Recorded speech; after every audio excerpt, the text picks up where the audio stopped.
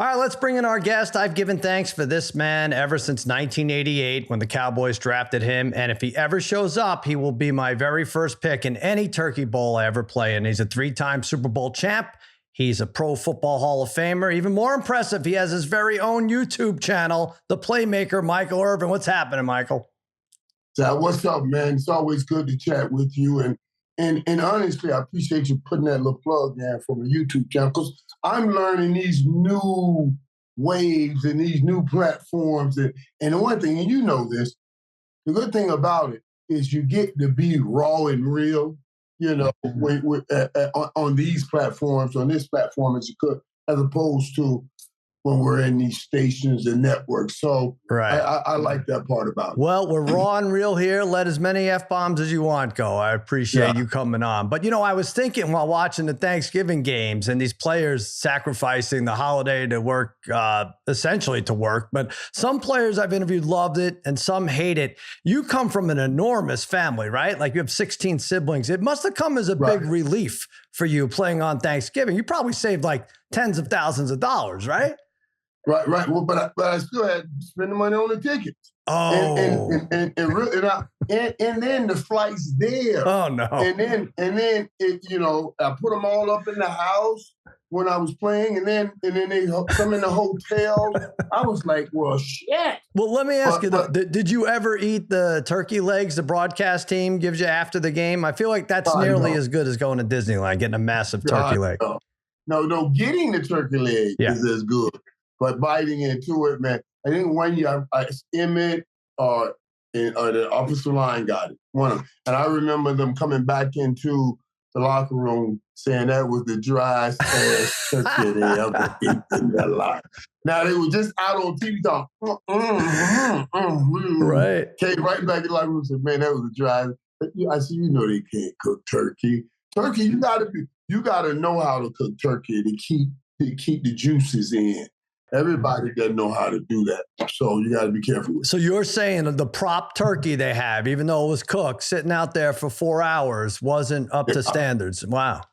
Right. And I hope the one they had sitting out there forever wasn't the one they actually cut and gave them to eat. Right. But from what they said, that must be what it tastes like. And, you know, I hate to bring up a negative, but that Jason Garrett game, I remember, that was a great one. But there was the one against the Dolphins in the snow.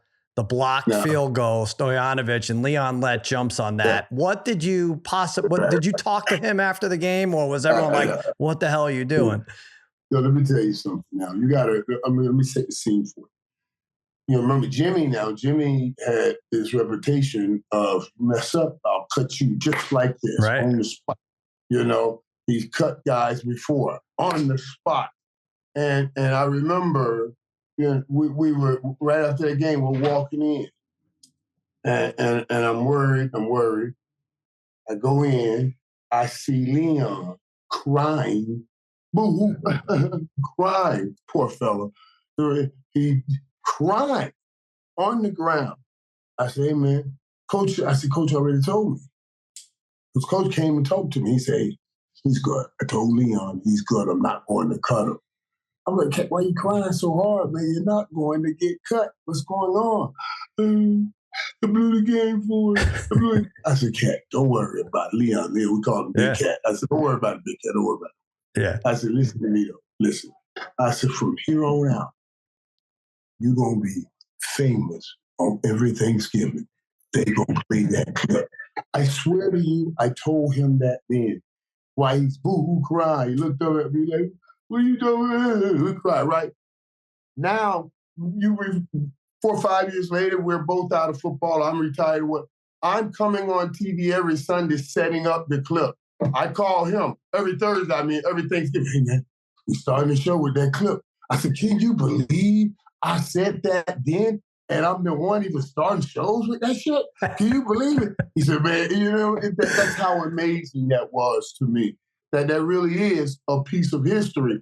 And I went in that bathroom, he was so hurt, and I told him, I said, you're going to be the most famous dude on Thanksgiving. He was. Yeah. It's a shame he doesn't get royalties every time that clip is played, right? That would have made a big difference. Yeah. They play every Thanksgiving game, and they'll play it again this year. Oh, yeah. every Thanksgiving. Let me tell you something. In his defense, I don't think anyone knew that was a rule. Like when he kicked it away, I was like, did the special teams coach ever say, hey, whatever you do, if the kick is blocked, just leave it alone? I don't think that was because that was the first time I had ever seen it.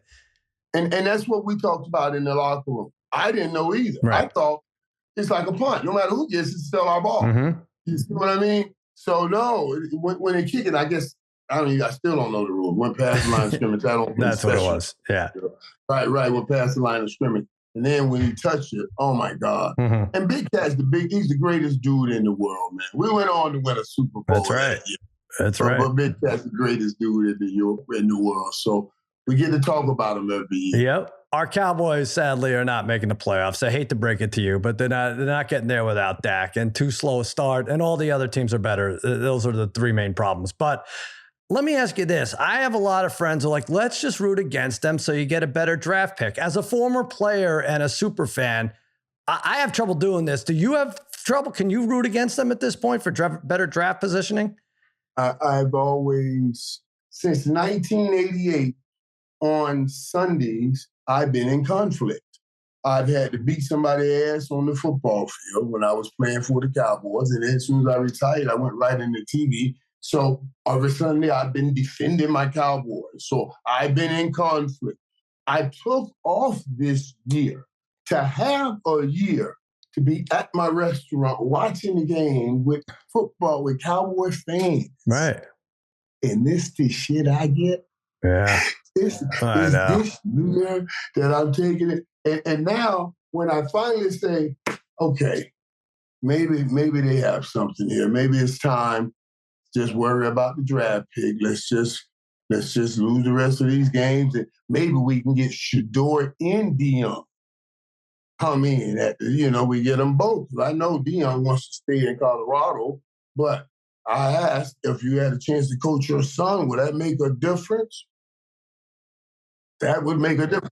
So I had my plan together. Give me odds. I think you started this rumor to begin with, but now it looks like this could potentially happen. Dion to the Cowboys next year. I think it will be absolutely incredible. Let's talk about the landscape of the NFL right now. Coaches you got to be a great mentor. You got to, because these guys are getting paid now, even in college. So when I was playing, money was a great motivator. But now these guys have been making money all the while. So now what are you going to use to motivate them? A great motivator and a great mentor, like a Deion Sanders. He's more applicable now than ever. That's a good point. Ever. Yeah. And I think he would do great. All right, I don't want to put you on the spot. I feel like I know the answer anyway. But from Jerry's perspective, everything else equal, if he had a shot at Dion or Bill Belichick, which direction do you think he goes? You got to go Dion here. Okay. You have to go Dion. No slight on Bill Belichick, but the reality is, we just talked about it, since there's no dominion over anymore. That's how Coach Belichick coached. That's how Jimmy Johnson, those guys coach. We just talked about it. Coach will cut you if you missed a play or messed up on a play.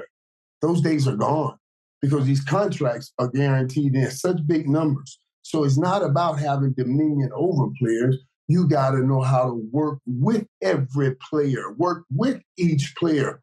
Deion's one of his biggest concerns coming in the league is, what if you get the wrong kind of quarterback? And now you and the quarterback it's not working together. Yeah. It's not working together. And the quarterback, they get coaches fired all the time. I understand that concern. I do understand that concern. That's why I tossed out that little pebble. But what if you can go coach your son? Then that'll be different. And that he would do, because he doesn't have to worry about that, having that relationship issue. One less barrier. It's already a tough job. All right. Michael, did you hear Jerry Jones is considering Jake Paul for the Ring of Honor? Did you hear that? I don't know if you heard. I'm kidding. You got nervous a little. You almost tightened that sweater on your neck. I got nervous. But you got to give Jake some credit. I said that to him. I said that to everybody. We were talking about Dion the last moment, 3 minutes ago. Now Jake Paul, I'm putting him in that class. See, Dion blazed his own trail. He didn't go the conventional route. That's a hack that he has done to get to where he is in the business. Jake Paul didn't go the conventional route. That's a hack that he implemented in the boxing business. I got to give that man much credit. So, no, I don't think he should go in the Ring of Honor. But with 80,000 people up in that fight the other night, that's pretty impressive. Yeah, I know, but that sucked. You sound like someone who didn't lose money on Mike Tyson, unlike me. I don't know what I was thinking. That was very sad. Did you really bet that fight? I know that's what everybody says. What the hell did you expect? A 58-year-old. Right. But I was just hoping against hope Iron Mike would take him out. But all right, listen, one thing I might actually make money on is this NFL season, because I have the Bills and Lions back in August. I picked them to meet in the Super Bowl. I'm feeling pretty good about it. Of course, the Chiefs with only one loss are still in the driver's seat. Who does the playmaker like as we speak Thanksgiving week to meet up in the big game in February? But that first choice you had is a great pick. Mm-hmm. Bills and Lions. That's a great pick. I like right now when I look over and I still it's hard for me to come off the Kansas City Chiefs. We talk about going back to back and how tough that is. You get everybody's best game. Imagine now coming back to back one more time for a third time. Carolina is playing like they're great. Bryce Young played his best game because everybody's measuring themselves against you. And all of that, they're still winning.